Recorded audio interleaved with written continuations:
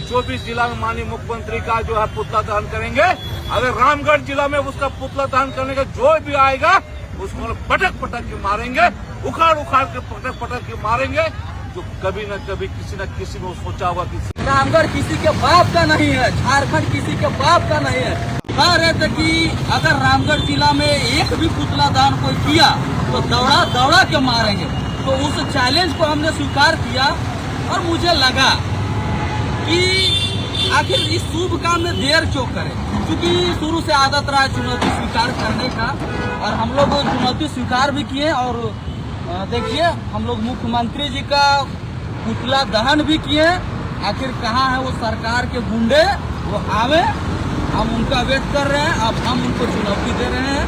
कहीं न कहीं जिस प्रकार से छात्रों के अधिकारों के साथ जो हनन किया जा रहा है, ये जो अगुआ सरकार है वो कहीं न कहीं युवाओं के भविष्य के साथ जो खेलने का काम कर रही है, तो उसको लेकर के यहाँ के छात्र, यहाँ के नौजवान, यहाँ के छात्र छात्राएं कभी भी चुप नहीं रहेंगे और अपना हक अधिकार के लिए हमेशा आंदोलनरत रहेंगे।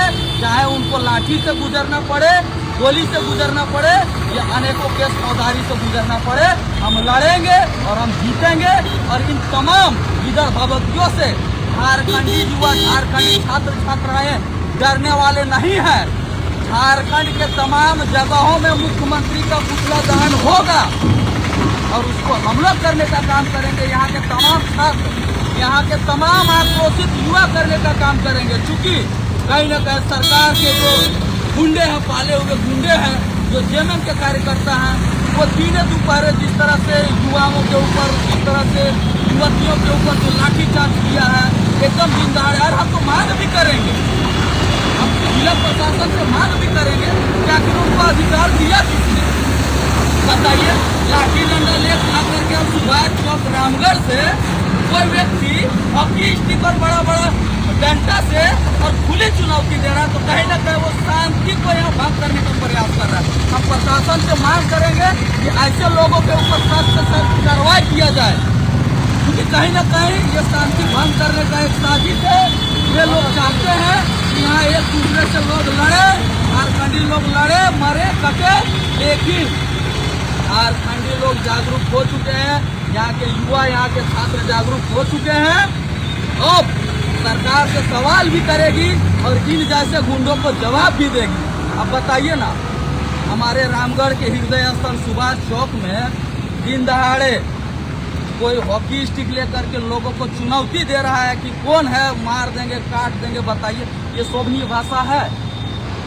ये कहीं न कहीं शांति को भंग करने का जो अमन चैन है रामगढ़ में, उसको भंग करने का एक प्रयास किया जा रहा है सरकार के द्वारा, सरकार के गुंडों द्वारा। लेकिन हम लोग उस मंसूबे को कभी भी कामयाब नहीं होने देंगे। हम लोग डटे रहेंगे, लड़ेंगे और जहाँ गलत होगा वहाँ हम लोग विरोध करेंगे तो करेंगे और एकदम संवैधानिक तरीके से करेंगे।